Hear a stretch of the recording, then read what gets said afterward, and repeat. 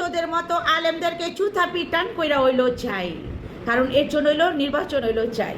17 বছরের ভিতরে বালুর ট্রাক আমরা সরাইতে পারি নাই, কিন্তু তোদের মতন আলেম যারা বাংলার জমিনে আসোস তারা বাংলাদেশটারে কলঙ্কিত কইরা ছাইড়া দিতাছোস।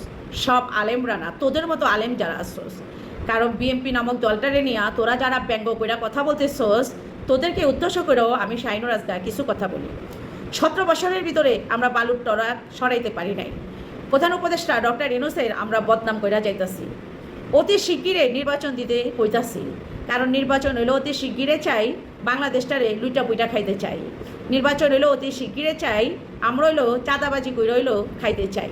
এটা হইলো কথা হইলো, ভিডিওটা দেখাইছি একটু আগে, আলিম নামের শয়তান জানোয়ারের এই কথাগুলা। সব আলেমরা বা শয়তান আর জালিম হয় না, এই আলেমগুলা শয়তান আর জানোয়ার, এদেরকে বলতে চাই।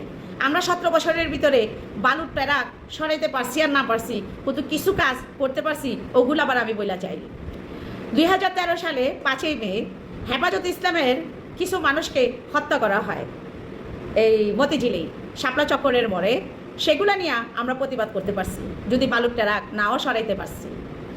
আপনারা জানেন হেফাজত ইসলামের নেতা মামুনুল হকরে বেজ্জতি করছে, সেটারে নিয়েও আমরা প্রতিবাদ করতে পারছি। মিজানুর রহমান আজারিরে বাংলার জমিনের থেকে তাড়াইয়া দিছে, সেটারে নিয়েও আমরা প্রতিবাদ করতে পারছি।